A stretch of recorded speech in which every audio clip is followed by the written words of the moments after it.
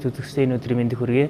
Монголын үндэсний их сургуулийн фитнесийн багш Алтайбаатар байна. Фитнесийн ач холбогдол бол ерөөсөө эрүүл байх хөдөлгөөнтэй хамгийн гол нь эрүүл байх чухал байхгүй. Эрүүл байхын тулд фитнесээр хичээлдэг. Тэгээд цаашдаа бүр дур сонирхолтой болоод ингээд яваад эхлэх юм бол яг мэрэгжлийн тамирчин нэг хэмжээнд бэлтгэл хийгээд явж болно. Өнөөдөр эрэгтэй эмэгтэй хоёр хүн дээр эрэгтэй хүмүүс бол монголчууд залуучууд ихэнх нь эрэгтэй хүмүүс өргөн мөр тийм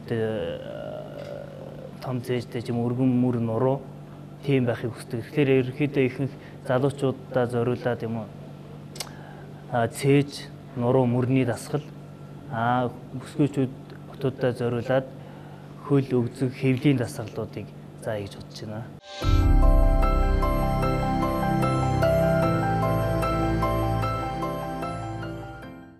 Бие халаалтыг бол ямар ч спорт төр нь хийх хэрэгтэй. Фитнест бол бие халаалтын төхөөрөмжүүд бол мэдээж зам байна, дугуй байна, гүйлтийн цан байна. Иймэрхүү төрлүүдээр бие халаалт хийх хэрэгтэй. Ядаж 5-аас 10 минут.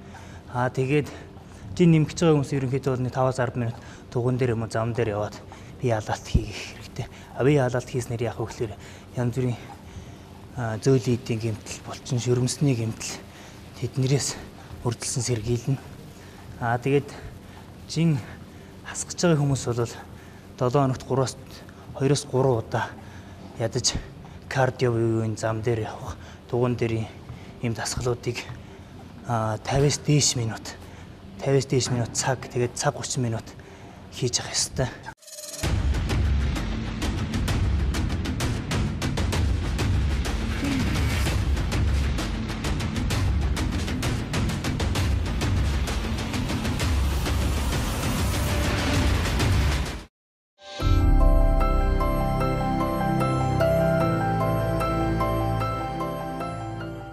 За цээжний дасгал. За ингээ хуруугаа ингэж оруулж төгжиж бариад.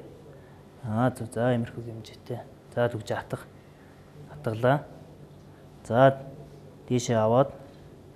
За бугуугаа хоош нь эргүүлэхгүй бугуйг ингээ ихцэх хэвээр. За амьсгаа аваад буулгатай амьсгаа авлаа. Гаргалаа. За энэ тохоогоо сайн дийлгээ. Тохоогоо яг хэцээрэн доош нь болгох ш. За амьсгаа аваа явлаа. 2. За яг энд одоо их зүг биш. За. Энтэн тохоогоо дэлгээрээ. За. Амьсгаа авлаа. Гаргалаа. Амьсгаа авлаа. Гаргалаа. Заавал. За энэ дасгал бол цээжний яг үндсэн дасгал. Заавал. Үндсэн дасгал цээжний яг ерөнхий хэлбэрийг гаргана. Тэгээд мэдээж хүч нэмнэ. Яг цээжний гол үндсэн дасгал бол энэ байгаа. Штангтай хийж болно, гантелтэй хийж болно. Ер нь бол хүн болгоныхоо биеийн онцлогоос шалтгаалаад тэгээд тодорхой хэмжээнд за нэг 3-аас 6 сарын дотор бол ямар ч хүн ингээд таслахгүй тогтмол 7 хоногт 3-аас 4 удаа бэлтгэлээ хийгээд явхад ямар ч хүн мэдээж одоо байснаасаа ингээд хүний нүдэнд харагдахаас өөрчлөгдөнө гэсэн үг байхгүй юу? Яг нь эхний 1-2 сарын дотор бол мэдээж өөрт нь мэдэгдэж эхэлнэ шүү дээ. Өргөж байгаа жин юм уу нэмэгдэнэ. Өмсдөг хувцаар нь мэдэгдэнэ. Тэгээ 3-аас 6 сарын дараа бол мэдээж хүний нүдэнд харагдах үс тийм өөрчлөлт бол гарна.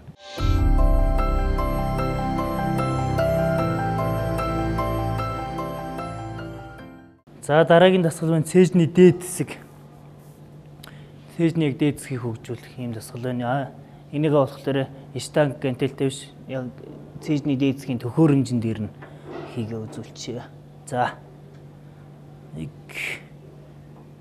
Аваас яг дөрөвчийнхтэй барилт юу адилхан. Тэгээд буулгатай амьсгаагаа аваад өөрөөс хүч гарч байгаа тохиолдолд тэр амьсгаагаа гаргана гэсэн. За. Цээжний яг дээд хэсгийн булчинд ачаалдаг. Давхар гарын 3 толгойд мөрний урд хэсэгт баг зэрэг туслах булчингууд ажиллана. Тэгээд орж байгааг нь яаж мэдэх вэ гэхээр анх хичээлж байгаа хүмүүс яг энэ булчинд ачаал өгж ийн үгүй юу гэдгээ мэдхгүй байж магадгүй. Тэгэхээр тухайн булчинд ачаал өгж байгаа нь тийм чинэрч өвдөж одоо мэдэгдэнэ гэсэн үг байхгүй. Давтамж нь болохоор анх хэлж байгаа хүмүүс бол нэг удаагийн оролт нь болохоор 12-оос 15. Тэгээд тэндээ 3-аас 4 удаа орно. Тэгээд цаашдаа явандаа жин нэмэх чинь хасах чинь гэдгээсээ шалтгаалаад жин хасгаж байгаа бол мэдээж 15-аас 20 удаагийн давталттай 4-өөс 5 оролт орно. Жин хасгаж нэмэх байгаа бол 10-аас 12 давталттай 3-аас 4 оролт орж ингэж хийдэг байгаа.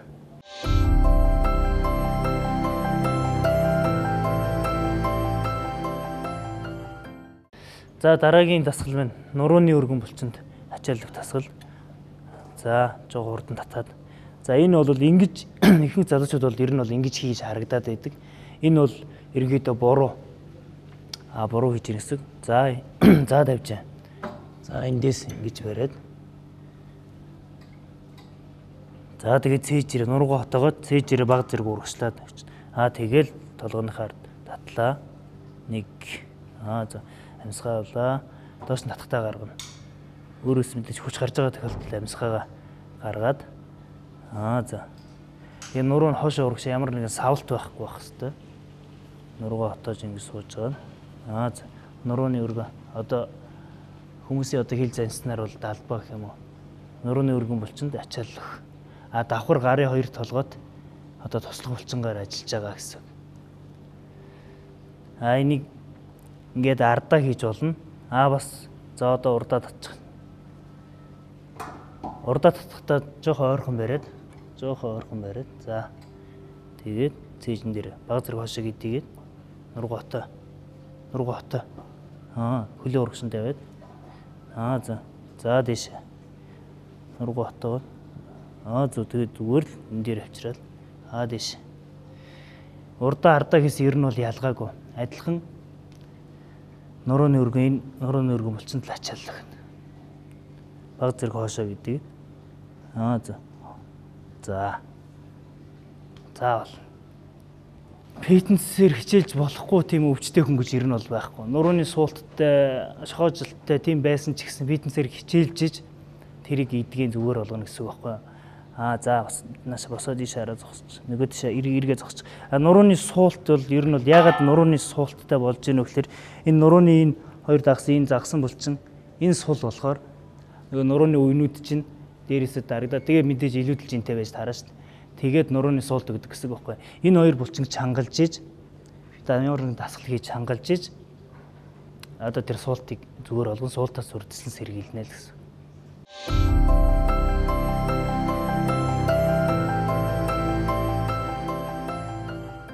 Ер нь бол фитнесээр хичээлж байгаа одоо нэмэлт спортоор хичээлж байгаа хүмүүс бол зайлшгүй нэмэлт бүтээгдэхүүн хэрэглэх шаардлагатай. Энэ яагаад хэрэглэх шаардлагатай гэхээр мэдээж зүгээр хоолоо идэл ажиллаа хийгээл явж байгаа хүмүүс чинь зүгээр л хоолоо идэл ажиллаа хийхэд тэр нь яг өдөр тутмын үйл ажиллагаанд хангалттай энерги болцдог гэсэн. Тэгээд ажиллаа хийн хажуугаар нь дахиад нэмэлт бэлтгэл хийн тэгэхээр мэдээж зүгээр өдөр тутмын хоол унднаас тэр хөлсөөр алдж байгаа энерги юм одоо витамин хөлсөөр алдж байгаа юмнуудаа нөхөж авч хоол унднаасаа нөхөж авч чадахгүй болохоор заавалчгүй нэмэлт бүтээгдэхүүн ер нь бол хэрэглэх шаардлагатай.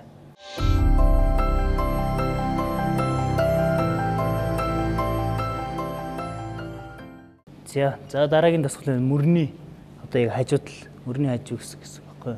Мэдээж эрэгтэй хүнд хамгийн чухал булчин бол өргөн мөртэй байх хэвээр. За. Зөв. Мөрний алдал тэгээд энэ хажуудлын энэ хэсгээр алдсан ачаал өгнө. За энэ бол яг одоо зөв техниктэй хийж гэнэ гэсэн үг байхгүй. За буруу техниктэй хийх бол мөрөө ингээд давхар өргөд явдаг. Хийж явахдаа давхар ингэж мөрөө өргөд байвал энэ терапевт зүйн одоо сэрвэ гэж хүмүүс яриад. Энэ терапевт энэ лүү их ачаал өгнө. Тэгэхээр мөрөнд энд өөх ачаал ийшээ ороод тахлаар мэдээж нэг ийм гурвалжин хэлбэртэй болно шүү дээ. Ингэж бол хийж болохгүй. За одоо зөвөр мөрөө өргөх шаардлага байхгүй. Ингээл бол. Тэгээд доош нь зөвлөн болгоод мөрний яг энэ хэсэгт ачааллаа гэж байгаа гэсэн. За авсан.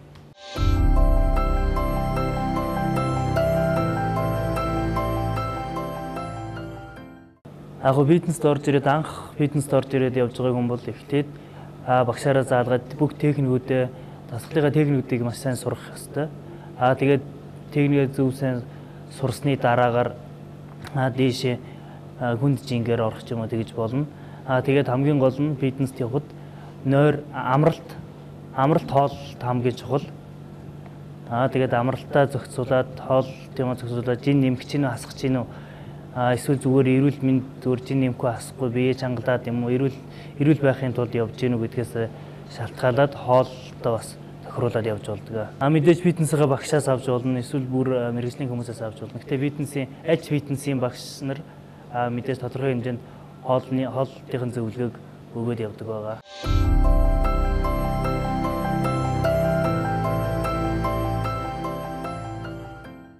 За манай дараагийн дасгал бол одоо охтууд фитнесээр сонирхож хичээлэх гэж байгаа охтууд бүсгүйчүүдэд зориулаад өгзөгний дасгал, хэвлийн дасгал, мэдээж нөгөө эмэгтэй хүний хамгийн одоо навган мах гэдэг энийг чангалах дасгал, ийм 3 дасгалыг одоо за эхний дасгал болохоор штангтай сууд уу хөл өгзөгний булчин чангалах хөгжүүлэх дасгал.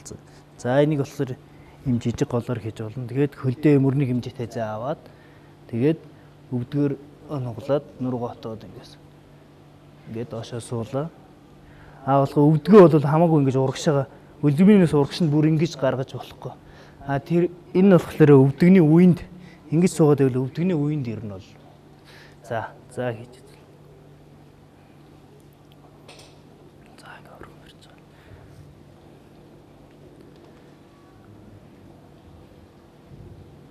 Зэник 2 3 за хөл өгдөгний булчинд ачаалдаг нь нуруу бол байнга чанга явж явах хэрэгтэй. Нуруугаас уулж болохгүй. Мэдээж доошо суугтай амьсгаа аваад өөрөөс хүч гарч байгаа босготой амьсгаагаа гаргаад амьсгаа бол ингэж тохируулах хэрэгтэй. Амьсгаагаа хийж явахдаа ер нь амьсгаагаа төгжээд байж болохгүй. За 5 сууч. 2 3 4 5. За. Ер нь бол биеийнхээ жингээс хамаараад яж болно. Эсвэл тухайн хүний өөрийнх нь одоо хийх чадвар байна шүү дээ. Тэрнээс шалтгаалаад жингийн нэг хүн болгон тохируулаад явчихна гэсэн үг байхгүй. Ер нь бол эхэлж орж иж байгаа хүмүүс ихэнхдээ өөрийнхөө биеэр зүгээр хоосон суугаад юм хоосон өөрийнхөө биеэр л хийж сурах хэрэгтэй. Тэгээд дараа нь мэдээж хүндрүүлэгчтэй ачаатай гин.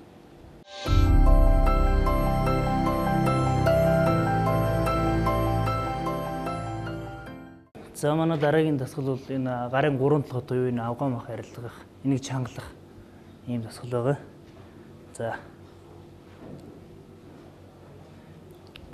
За ингэж өрөөд урагшаа 15 хоошоо 15 ингээ хийж болно. Гэрийн нөхцөлд ч гэсэн энийг бол ер нь бол зүгээр хоосон гараараа ингээд хийгээд байсан ч болно. Ингээд жоох эргүүлээ. За хоош. Ингээд. Ер нь бол эмэгтэй хүний гар мөр ингээд тэр чигтээ ажиллаж байгаа гэсэн үг байхгүй. За энэ дээр бас нэг дасгал болохоор за наадах тавьчих.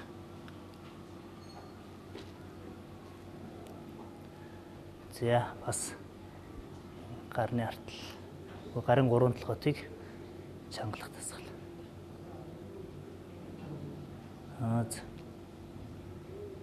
Тэгээд ер нь хүн болгоно жин нэмэх чинь хасах чинь эсвэл зүгээр чангалах чинь гэдгээс шалтгаалаад тоон 15 20 25 ч юм уу байж болно.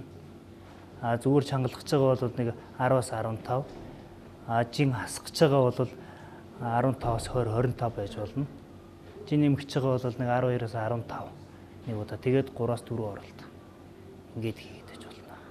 Гарын хэсгийг нэг чангал. За.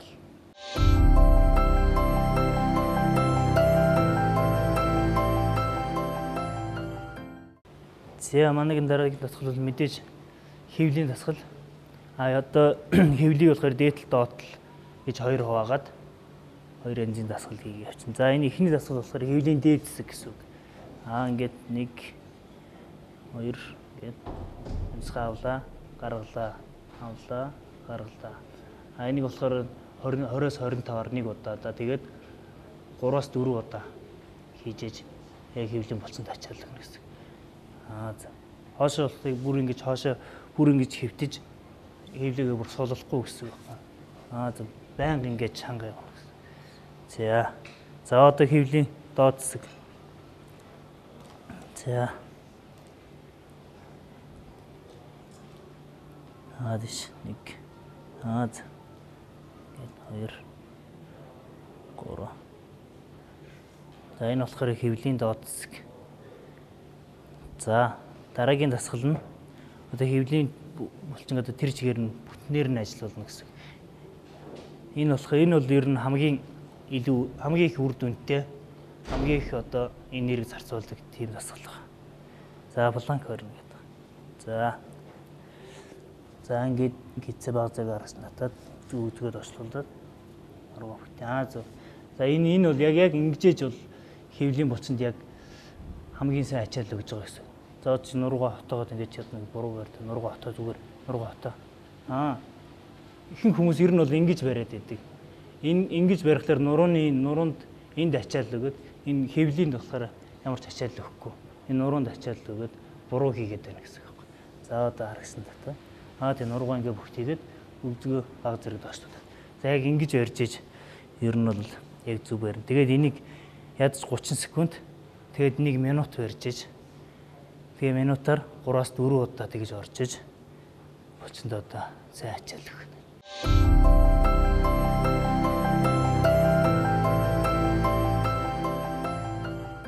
За фитнест ер нь анх явж эхлэх гэж байгаа фитнес гэж яг юу гэдгийг мэдгүй тийм хүмүүст бол зөвлөж хэлэхэд мэдээж юунд зааланд өмсөх зааланд тамирын хувцастай бие твтийн тамирын хувцастай соёлох мэдээж гадуур худалдаа барахгүй цэвэрхэн бүүзтэй худалдаа.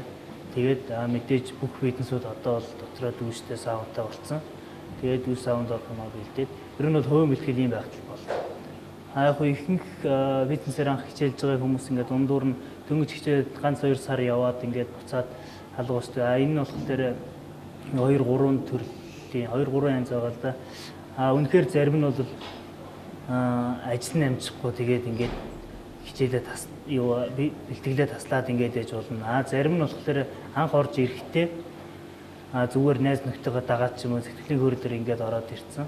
Ерөөсөө фитнес гэж яг ямар юм байдгийг бид яг ямар хуу ачаал өгөх үү сүүлд нь бэлтгэл хийснээр дараа яаж болох вэ гэдэг ерөөсөө мэдрээгүй тийм бэлтгэл хийж үзээгүй хүмүүс чинь шууд тэгээд бэлтгэл хийгээд эхлэнгүүт зүгээр өөрийнхөө биеэр хоосон зүгээр гар дээрээ сүнэсэн ч гэсэн ер нь бол буларна.